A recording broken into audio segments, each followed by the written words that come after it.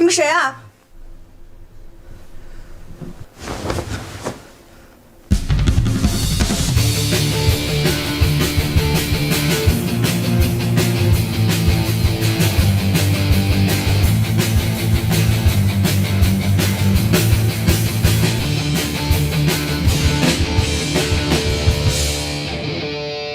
要不是在歌厅外头的咖啡座上遇见，我还不知道他常住云锦了呢。之后就有了些正常的来往。他喜欢小孩，所以经常到我的幼儿园来，我们也就聊聊家常，说说话，仅此而已。所以听说你怀疑我俩有奸情，我就气不打一处来，就想着策划那么一出闹剧，教训教训你。他要是没被勾引，我就拿暧昧场景吓人；要是被勾引了，我就假戏真做，我豁得出去。问题是豁出去了，我还未遂。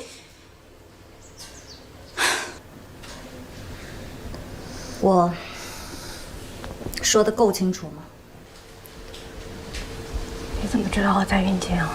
拜托，叶霞的脑子不比我妈好使，所以你就故意设计整我，是不是还想假戏真做呀？你有病吧你？睡你老公边上的不是我呀！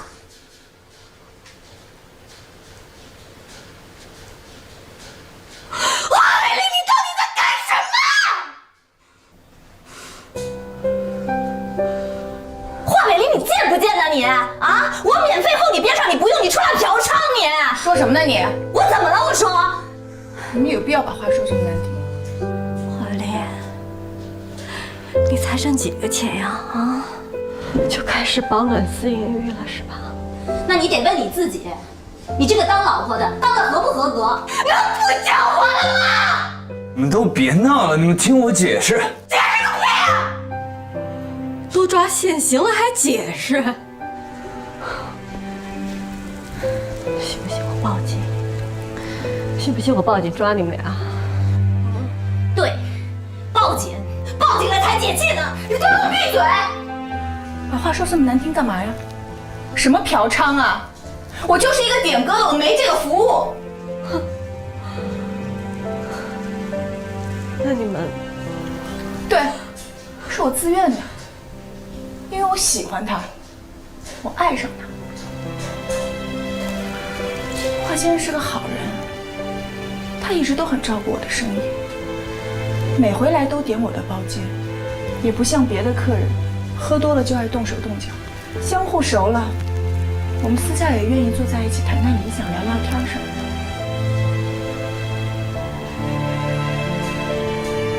你是他老婆吧？听说你有一个5年不要孩子的计划，让他很有挫败感。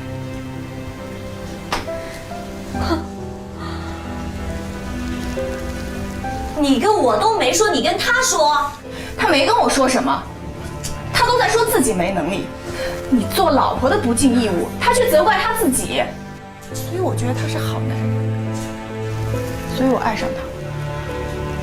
小薇，我们是爱情。我每回上床都是自愿的。小薇，警察来了，我也这么说。我不是三陪，我是跟你处感情的。华丽，我要你告诉我，你跟他究竟什么关系？他长那么帅，他需要花钱找女人吗？华伟林，我要你自己说。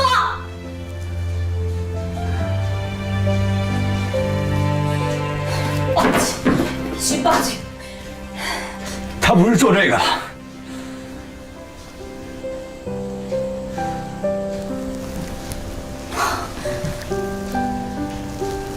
靠！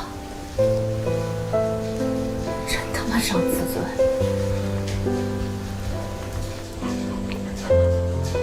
华丽，你真行！你就算跟顾小薇出轨，我都觉得还有账可谈。现在让我手足无措，太让我心寒了。连搞个婚外情，你都搞得这么卑鄙！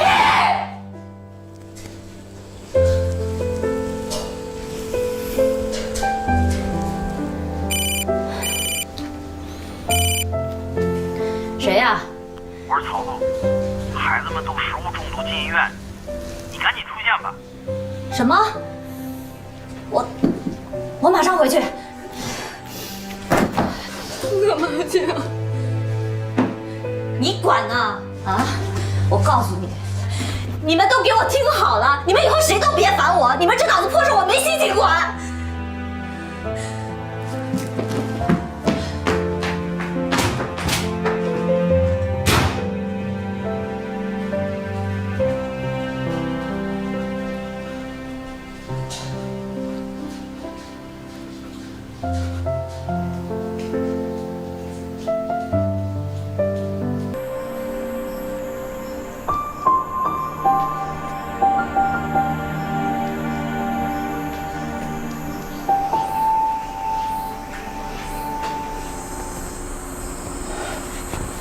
哎，杨宇，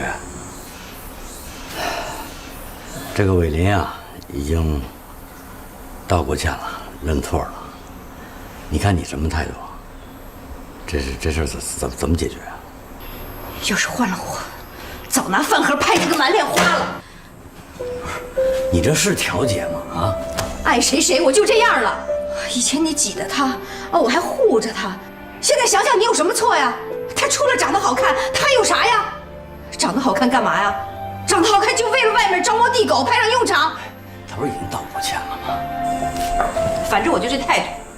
小雨这桩婚事，我们做父母的吧，本来就不同意。既然他们俩结了，那我们就往好里处，是吧？咱不做孩子的绊脚石，是不是？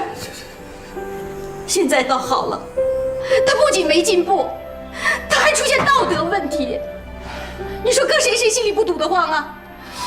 是，你说的都对，可是事儿那怎么着得解决呀，是吧？俗话说得好啊，宁拆先做庙，不破一桩亲，是吧？咱们还得往和谐里调解，不是啊？小雨，你的意见呢？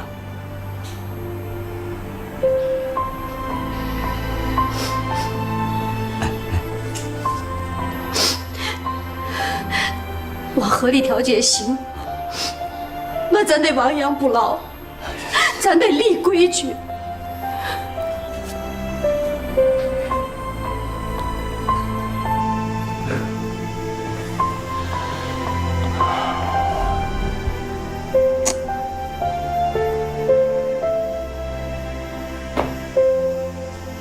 你说，你跟那个什么叫什么小慧的，究竟上过几次床？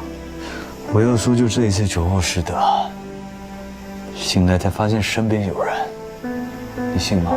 屁话，人家都交代了，说好几次。我真没骗你。这倒也是，这么解释可以减轻一些罪行。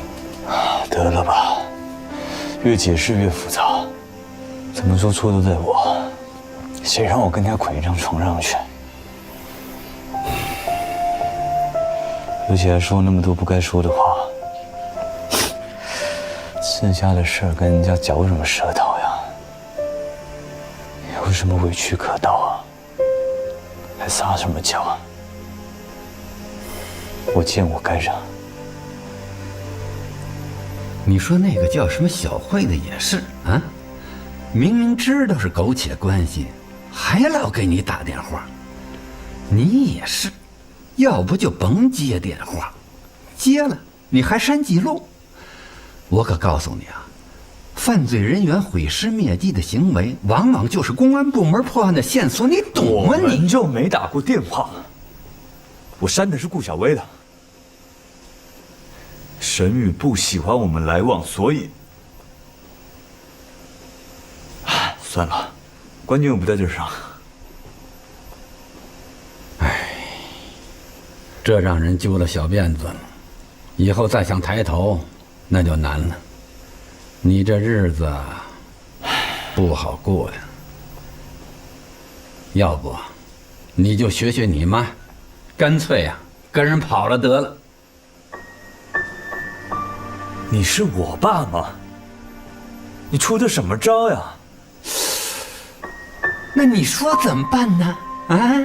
错都在我，就算抬不起头，也得认吧。你呀，你呀。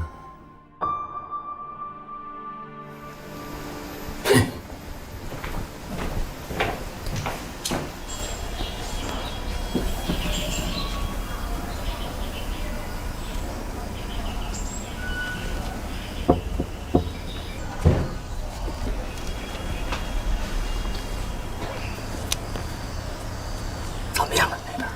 你那边怎么样？找事者的态度才是关键，知道吗？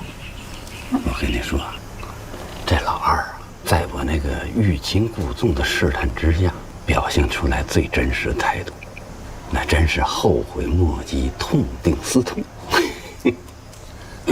我告诉你啊，伟林态度诚恳了，这事儿才有调解的可能。我媳妇儿草拟了一份家庭管理制度，待会儿让你儿子别矫情，踏踏实实把字签了，咱们就算调解成功。关键在态度，明白吗？家庭管理条例第6条，男方的经济情况必须透明，包括单位配给的公款支出、业务招待费怎么用，用在哪里，要如实说明。家庭管理条例第7条，作息时间要固定。鉴于现在社会风气不好，即便有工作上的应酬，也必须在晚上10点之前回家。家庭管理条例第8条，男方与异性的电话联系必须透明，未经许可，不得有删除通话记录（括弧）包括短信的行为。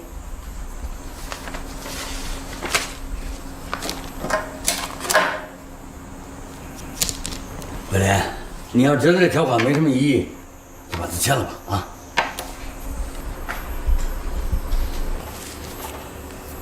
不用想就可以签吗？太草率了吧？不是玉玉，我们对他都进行了严厉的批评，他的态度非常虚心，是不是？这俗话说得好嘛，子不教，父之过。你看，发生了这么多问题，我这当父亲的也是难辞其咎的，是吧？因为我的世界观和人生观它就不端正，还有过令人发指的罪行，所以导致了下一代在道德体系上缺乏认识。爸，别玩这招了，行吗？这不是我要的，我不要什么条例，简单粗暴的套我家锁有什么用啊？那你说怎么办呢？我不知道，我们俩回省城自己解决。哎，小雨，这是我们俩自己的事儿，我不想任何人参与。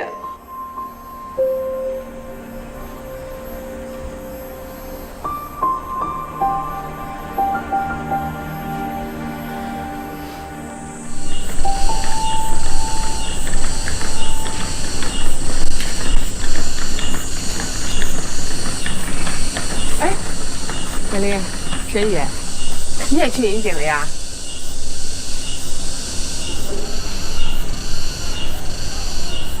你怎么在这儿啊？哦，我等他呀。我们有个单子快下来了，我找他商量商量。你怎么知道我们现在回来呢？哎，我给他打的电话呀。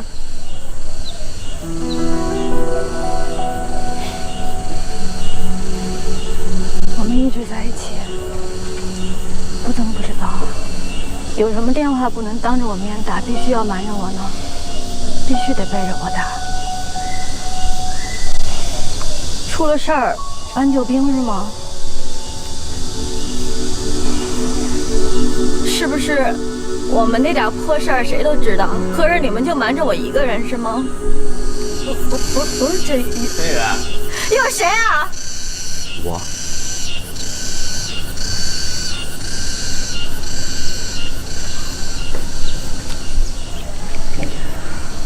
陈老师，你好，你好。我就是路过，看见你们这儿有点争执。没什么，不好意思啊。没关系，没关系。怎么了？啊？我们俩自己的事情，跟你没关系。哦，对，没关系。那个，等你们的事处理完了啊，你去找一下方校长。怎么了？没什么，就是方校长说啊，等你这个硕士学位拿到以后，西区那套一居室分给你们。哎呀，这有争议啊，搁置，实在搁置不了就速战速决啊。哎，最关键的啊，是你那个抓紧把毕业论文写完交给我。那你们俩啊，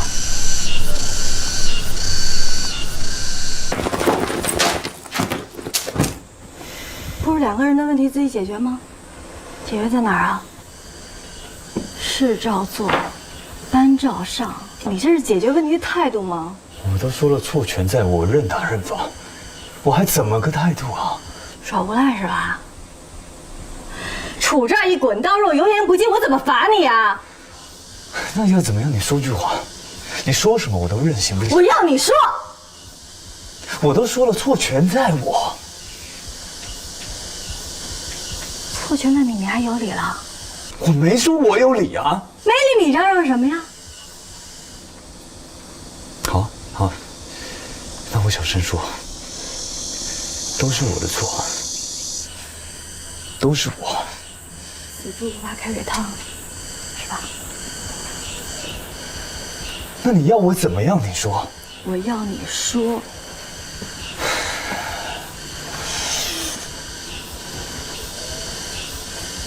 说话。说话。你现在连话都懒得跟我说了，是吗？我不知道该说些什么。华伟林，我就是要你一个态度。我要你一个态度，你这副嘴脸对我，太让我失望了。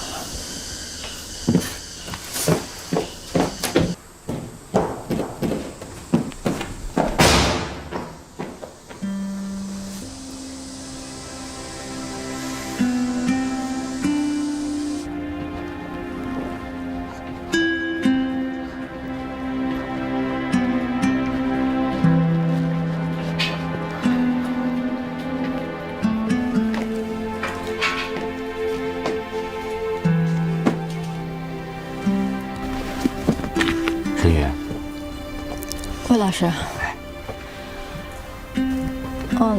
论文我正在赶，明后天应该就能交了。啊不，我不是问你论文的事情，那个，你还好吧？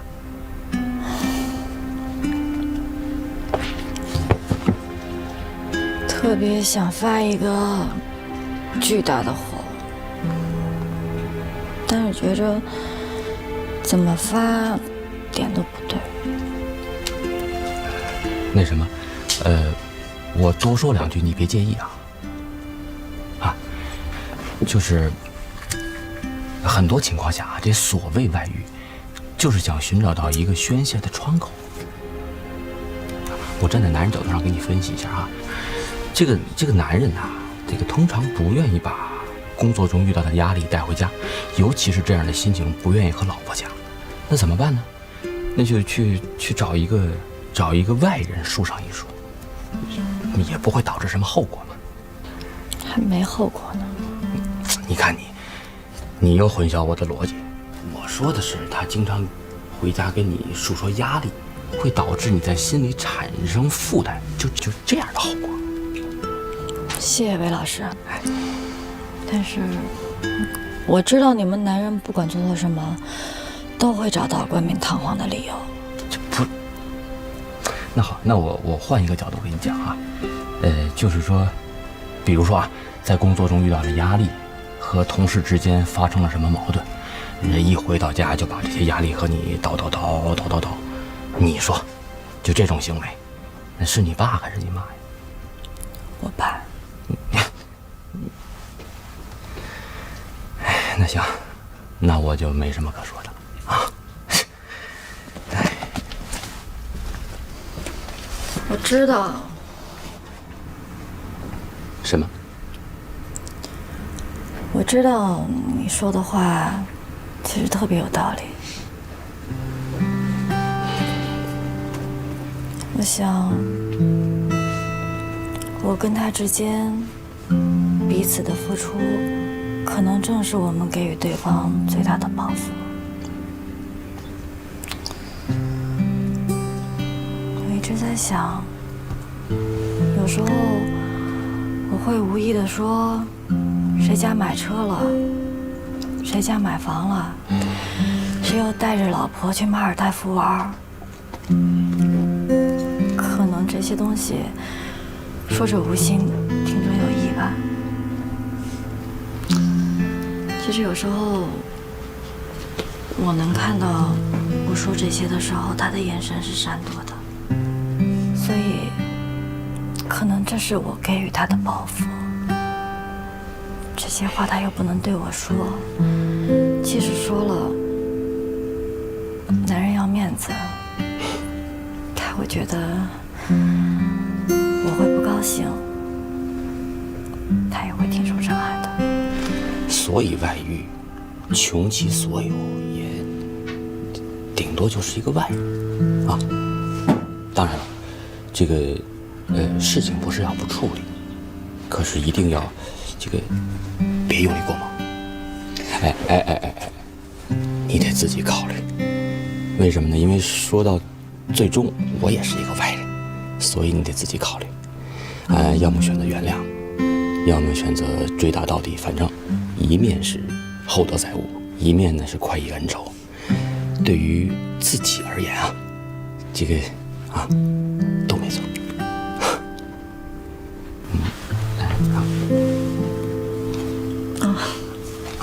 谢谢。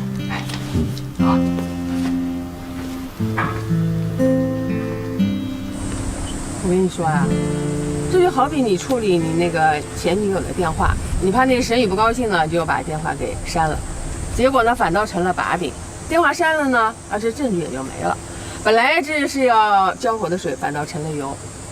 你们男人就是太自大了，老把自己的那点什么委屈啊、迷茫啊、忧虑啊，通通都压在心里。那实在是憋不住了呢，宁可跟那个陌生人激吻，也不愿意跟自己的老婆说，老觉得自己的老婆都是天底下最脆弱的啊！你苦恼他就忧虑啊，你辛苦呢他就崩溃，至于的吗？姐，你这都说到哪跟哪了？我跟你说啊，我是在教你呢啊！你就这么跟沈宇说啊，是那个叫什么小慧对不对？这一听多半也是个假名。就说你跟他在一起啊，你是找他，宣泄压力的工具，怎么样？合着你这逻辑，男人出轨都是源自于家庭的压力，你不觉得这有点太猥琐了吗？我不是让你把这个责任一层一层的往外推吗？这不是老祖宗留给我们的智慧吗？这对人不公平。你听我的啊！这女人啊，对具体的行为是可轻可重的啊，关键是那个主观思想啊，想要留住老婆，就得把自己往悲壮上引，把别的女人啊往残渣上糟引，明白了吗？啊！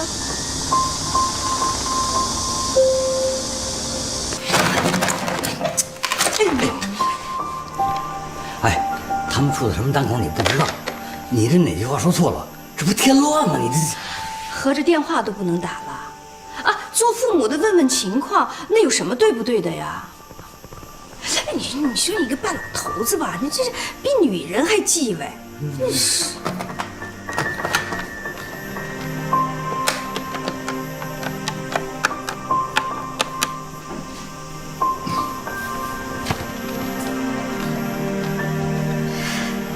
哎，小雨，什么事儿啊，妈？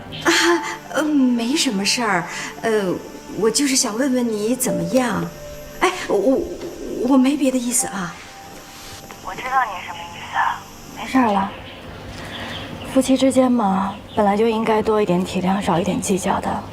况且，北林已经跟我道歉了，不要再没结没完的，就是我的错了。哦，那你就是原谅他了呗？外遇嘛，本来就是宣泄的窗口。我要再得理不饶人的话，没准儿就真把他推到别人那边去了。啊，那是，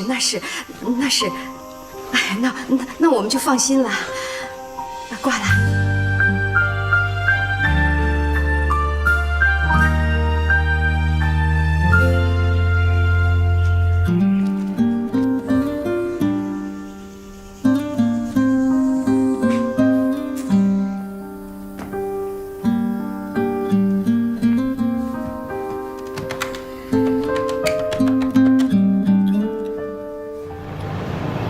喂，伟林，老，我跟你说啊，关于那个得道多助，失道寡助啊，我有什么话你就直说行吗？我不就想了解一下情况吗？情况就是，不管发生什么事儿，都往好了处，诚心诚意做事，老老实实做人，求得原谅，争取宽大。你看啊，以前是你妈跟人跑了，这情况一调过个儿来呀，我也没啥经验给你。不用你教，我跟水玉从小到大的，不管发生什么事儿，最后总是能解决的吧。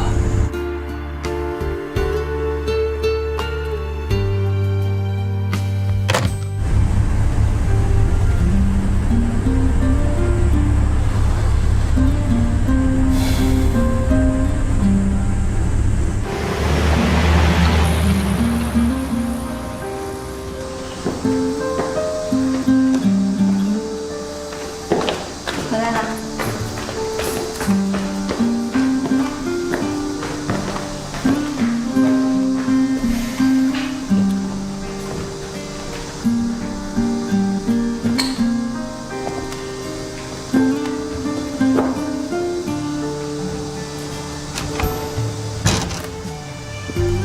回来啦。一会儿去学校食堂吃吧，楼道里不让生火了。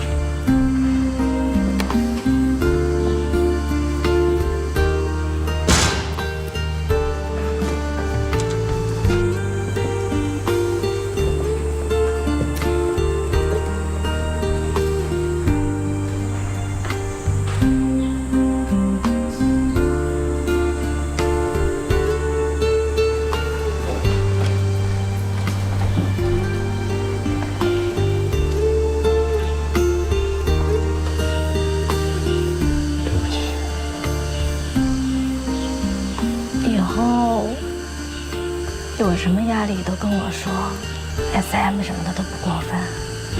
我不想别的女人成为你缓解心情的窗口。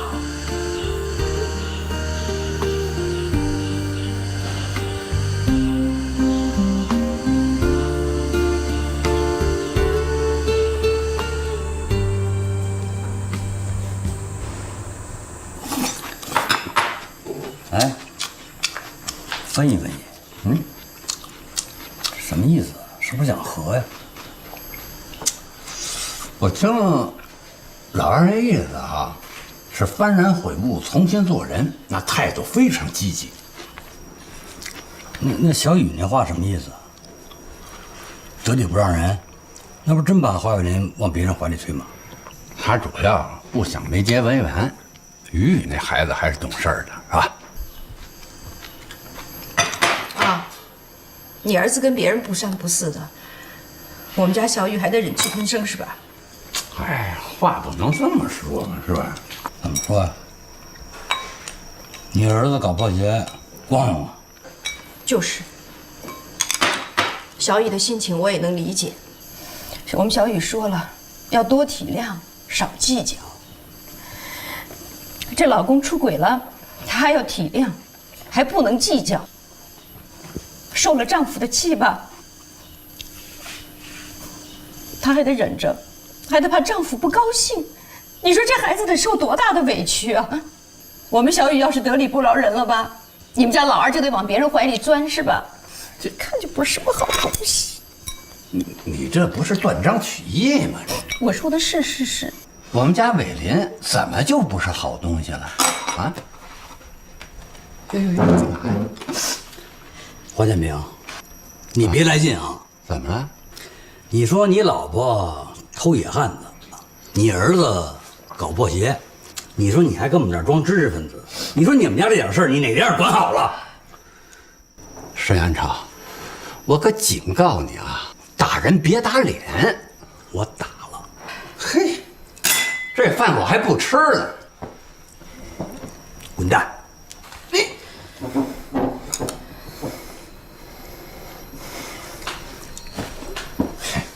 我呀，不跟你们这些没文化的人计较。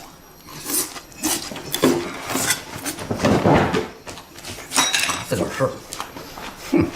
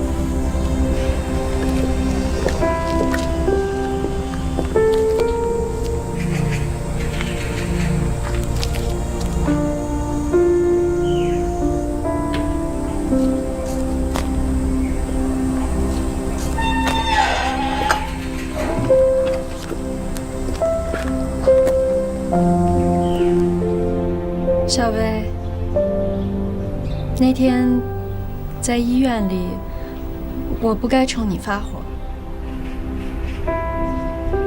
见到孩子受罪，哪个当妈的不气急啊？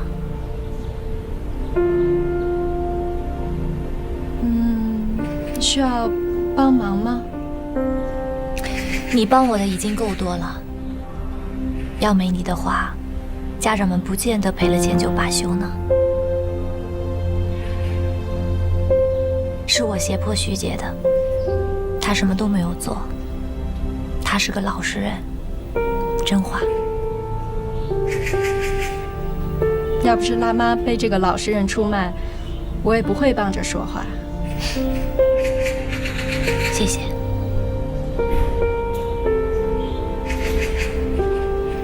没事儿。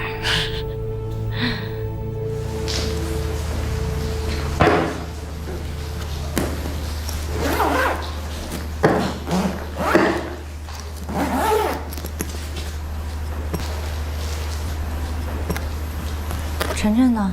在楼上做功课。小薇，这个铜牌能不能给我留着，做个纪念？许可证都被收回了，又不是什么光荣的事情，还值得留念吗？对我来说是个难忘的经历。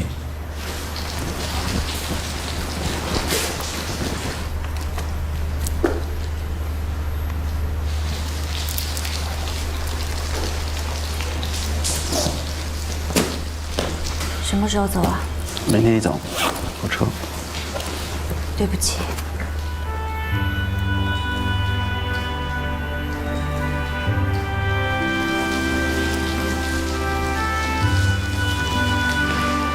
小薇，我想告诉你，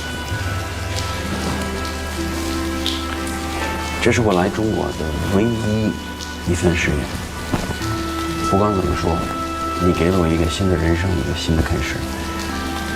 我应该谢谢你。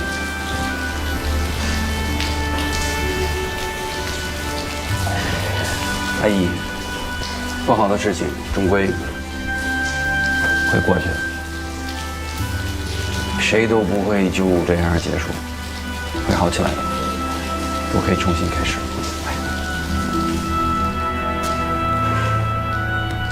你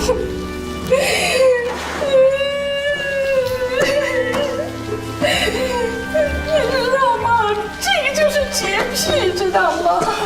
那个扁豆它就应该绿油油的，否则我看着不舒服。结果我舒服了，孩子们都中毒了。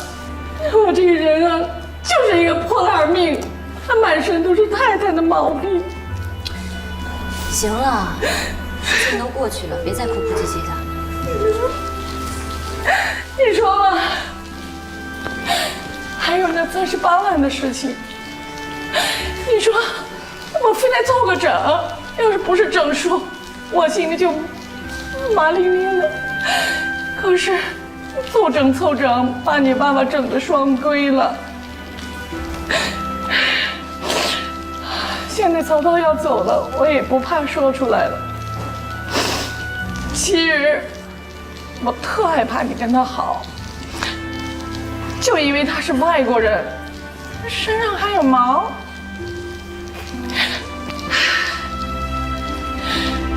偏执、不容人、钻死牛角尖、洁癖，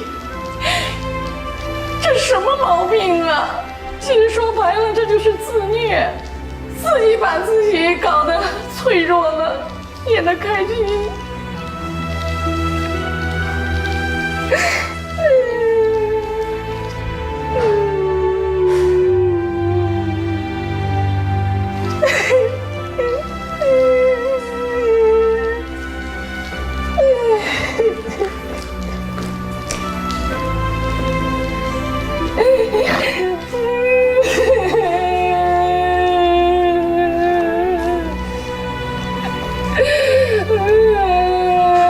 没想的好了，永远没了，都是我害的。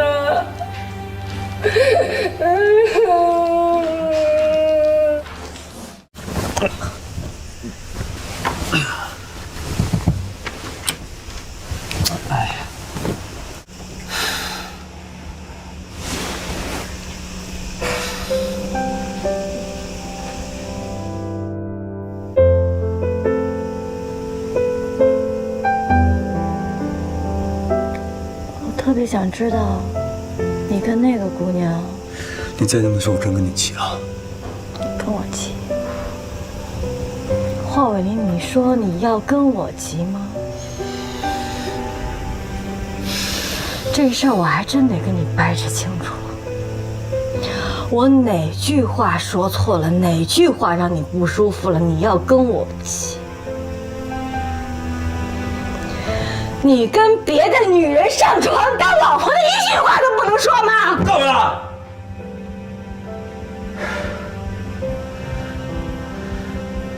跟我耍横是吧？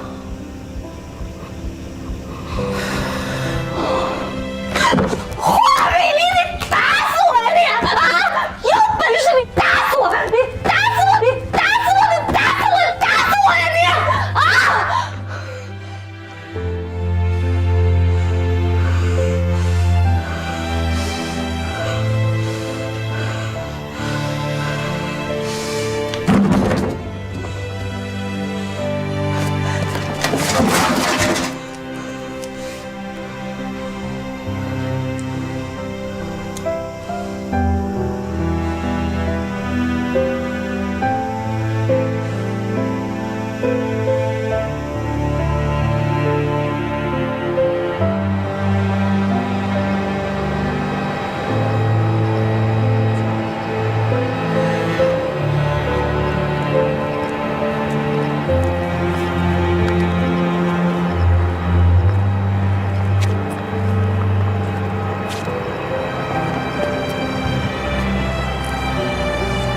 这儿能打到出租车了，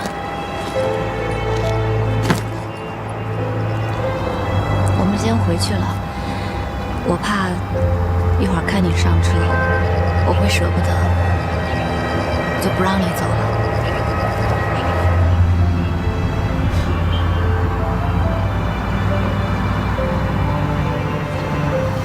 给我个拥抱。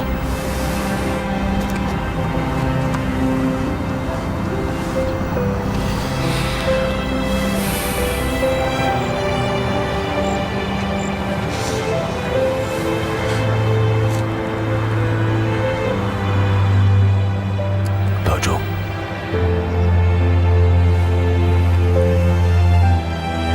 来。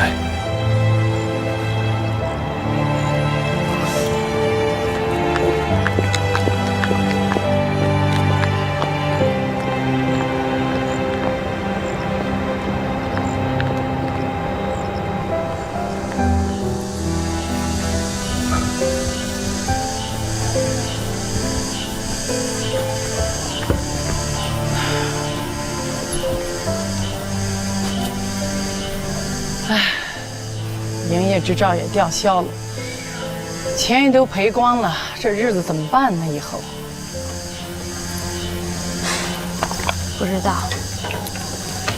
哎呀，我真是作孽啊！不是你作孽，是我。谁让我鬼迷心窍的要去斗神宇？该在岗的时候擅离职守。人家的老公，我起什么劲儿啊？真不知道怎么想。这里是顾小薇家吗？我是顾小薇。这是您的快递。哦，哪来的？老朱的。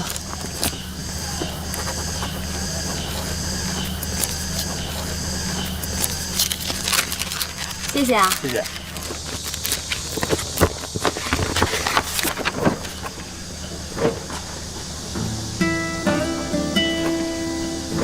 支票。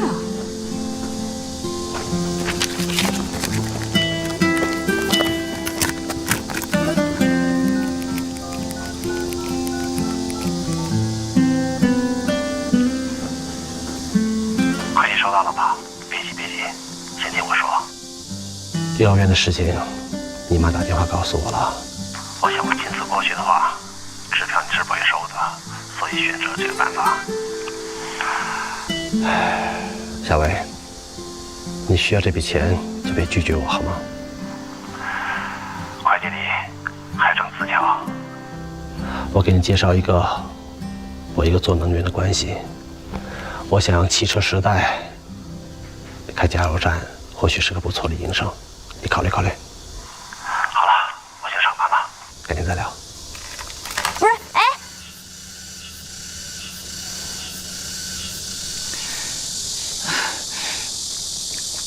我没让他帮忙，我就告诉他一下情况。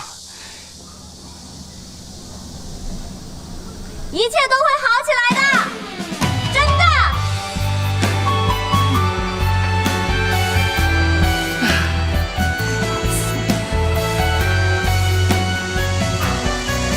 一切都会好起来。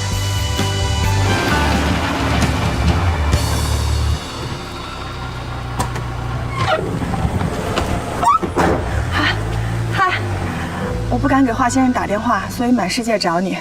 还好你在云锦有点名气。你想干什么？我那天骗了你们，我干过3陪，所以害怕了。栽赃了华先生。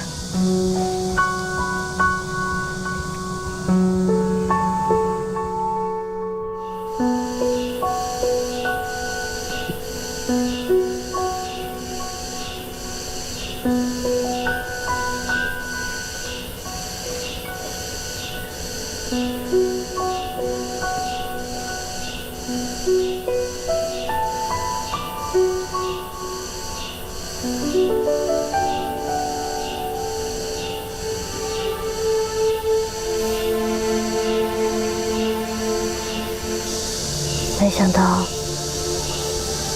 我们会走到这个地步。我就是个二货，一认精灵上就会歇斯底里的二货，真的。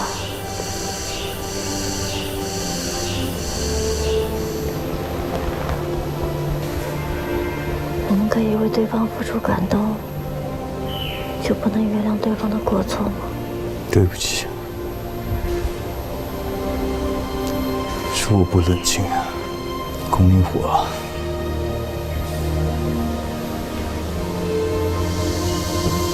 北林，你是我的初恋，这种爱情是有洁癖的，容不下一点污点。沈宇，我告诉你实话吧，我跟那个小慧没发生过任何事儿。那天我喝多了，可能是她把我送到酒店房间去。我真的是醒来之后才发现她在边上。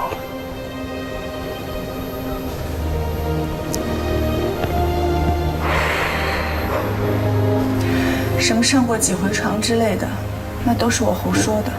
就那一次，还是趁华先生喝多了，我自己躺进去的。我靠，有你这么讹钱的吗？我没想讹钱，我是真的喜欢他，我真想跟他。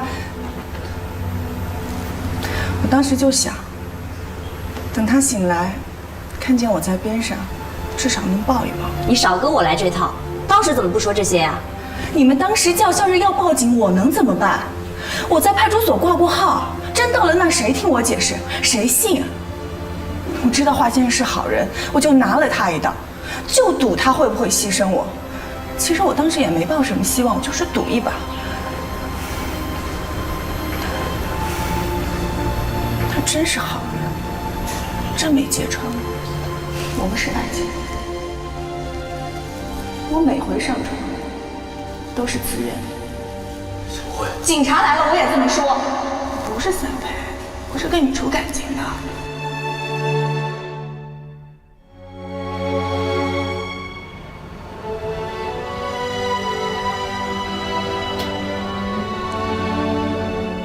你是说，你怕我们真的报了警，他会有麻烦，所以他捏着你也认，认了也就洗不清了，对吗？他们背井离乡，也挺不容易的。真是个大好人。行了吧，我挺后悔的。家里那些事都是隐私，我跟他说什么？你没错啊，男人嘛，都不愿意把压力带回家，所以很多心情不能跟老婆讲，只能对外认诉，是吧？对不起。所以你委屈了。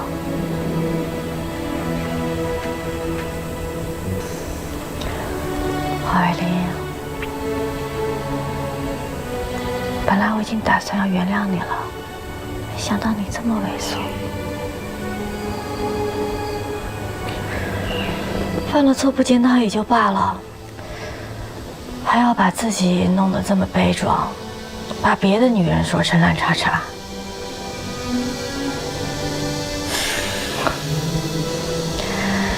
顺理成章嘛，男人有外遇，都是因为家庭压力太大逼的，外遇都是死乞白赖的，非要缠着你，责任一层一层往外扒，最后错的都是别人。你太智慧了。不管你信不信，这些都是真的。你知道那种感觉吗？有时候会故意点合唱的歌，唱着唱着就把头靠在他肩上，还会伴着音乐跳跳舞，不是讨好客人，是真的喜欢。趁着醉了，还会在他的衬衣上留下一个唇印，幻想着他第二天换衣服看见了会记起我。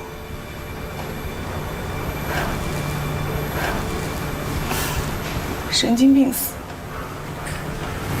从那件事之后吧，越想越害怕。我觉得华先生挺好的一个人，别夫妻关系因为我给破坏了。所所以我觉得我得把这个情况说出来。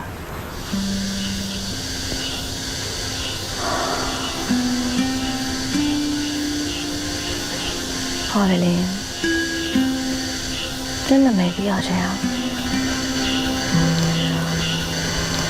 我不知道有没有人教过你，这么忽悠让我觉得很晦涩，甚至让我觉得我连你这个人都看错了。你就知道这种事儿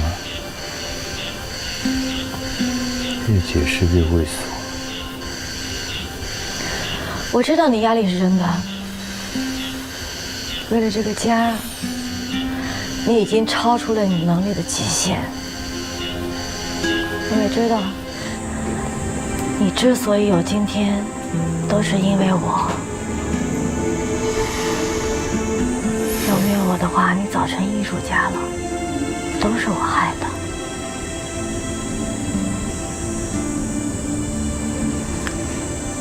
沈丽然，你有压力，我没有吗？这些枷锁也是我的压力。每次想到这些，我都会惶惶不安，怕你委屈，怕你怨我。所以一吵架，我都会本能地告诉自己，根源在我，是我害得他失掉前程，虎落平阳的。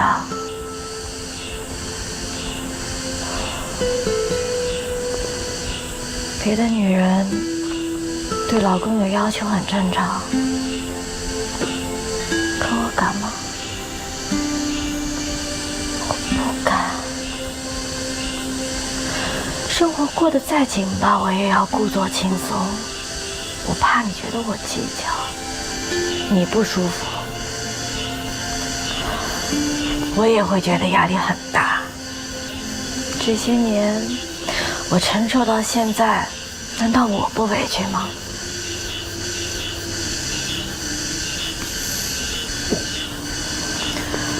郝伟林，再这么下去的话，我真的会怀疑我连人都看错了。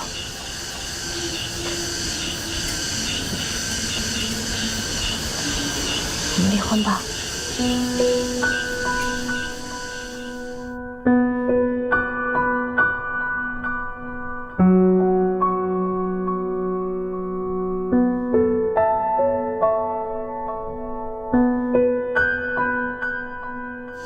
离了婚，大家都解脱了。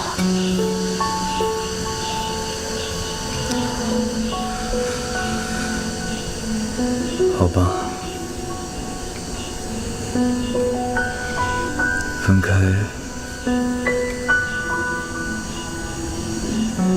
可能会好一些。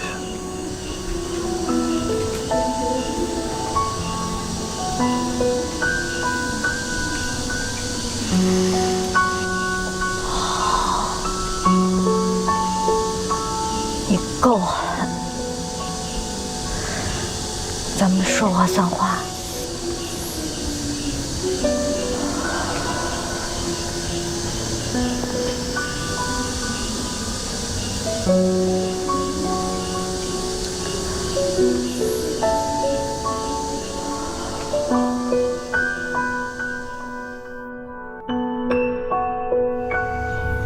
哎呀，我这心里还真是七上八下的。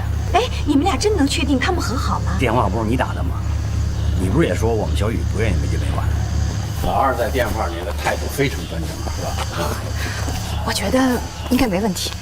我觉得也没问题。这回我们组团的宗旨就是对对方子女好，遏制矛盾滋生发芽。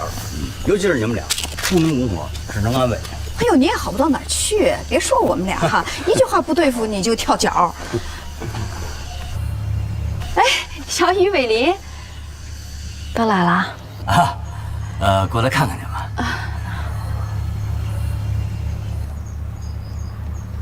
哎，你们俩怎么了？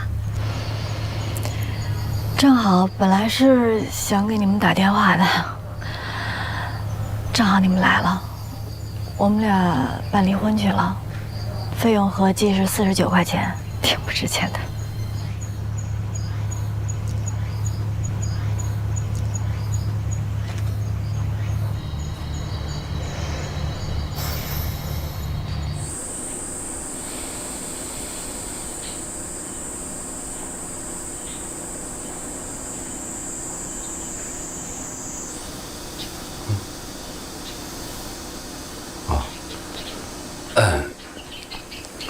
这都别说了，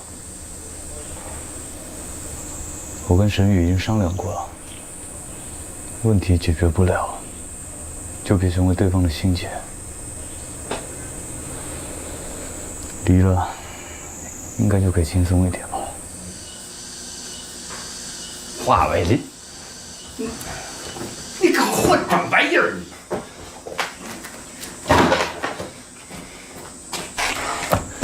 我让你胡说，你看看。爸，您别打了。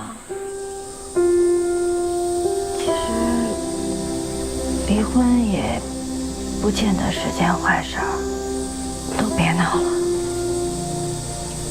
我们俩都会为对方未来的幸福祝福的。如果大家愿意呢，我们在一块儿包顿饺子。毕竟以后我跟伟林还是发小，你们也还是老同事、老邻居，这不挺好的吗？这就散伙了？爸，我给周丽梅打过电话了，不跟她做公司了，太浮夸，不适合我。我跟你回云锦。你说你们吧，这也是不理智啊！挺好一套房子，明年到手。你说你这一离婚，哎呀，方校长就算是再想照顾你，也不可能顶着一堆结婚的分你单身。陆老师，您就别骂我了。我懂，你们自己的事儿嘛，这个再说多了也招人不爱听。但是有句话真得说说，小雨，你真得想想，你可别后悔。这离婚呀，不是俩人的事儿啊。可不是吗？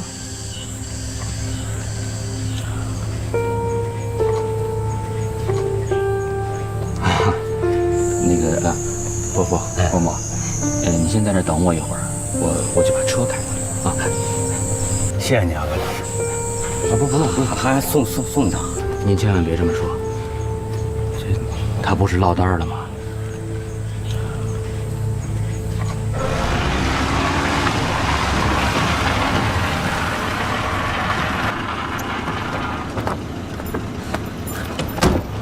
沈宇，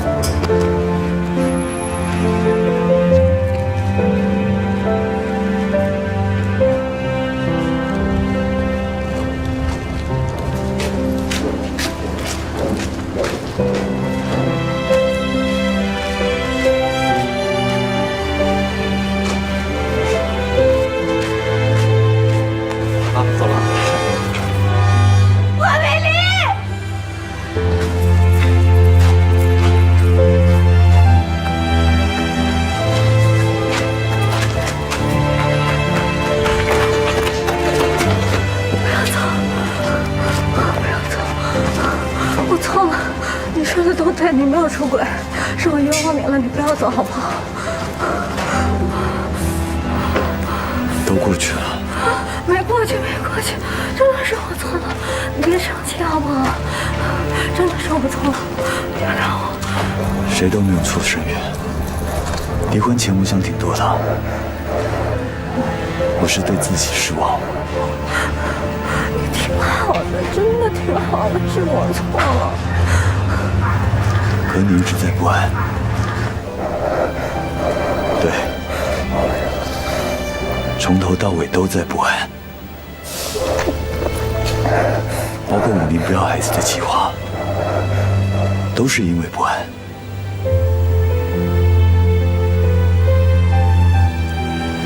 是我不够格，我没有做丈夫的能力，我唯一能给你的就是我自己，所以让你更害怕，所以让你更不安。我说过，男人不能逃避啊，我做不到，力不从心，让你对生活更害怕，所以不安。华美丽，我们都为彼此付出感动，为什么不能原谅？可能感动才是最大的包袱吧。我害怕在我嘴里出现消极的声音，怕说出兑现不了的话，触碰你让你害怕。我是有感受的，有好几次你说谁又买了什么，然后戛然而止。你更害怕一个无心的话题触碰我，让我受伤。如果身为一个女人，张家长李家短的都不行，我是不是太差劲了？沈远，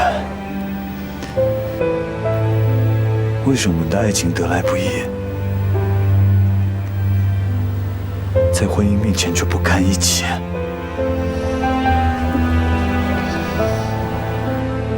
或许婚姻远不如我们想象的简单，分开也好，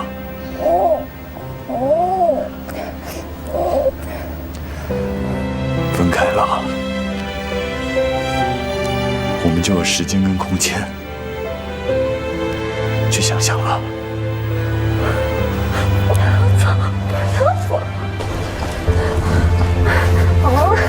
我错了，原谅我，不要走，不要走，不要走，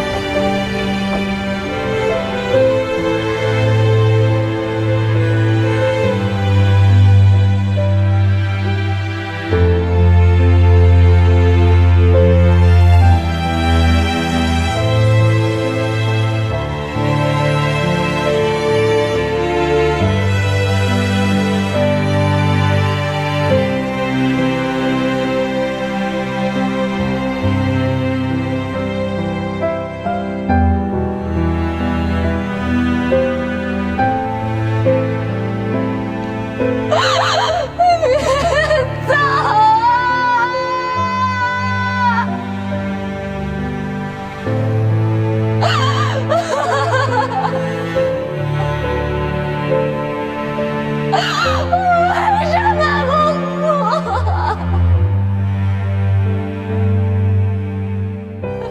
医生一直都管用的，我刚才为什么不哭？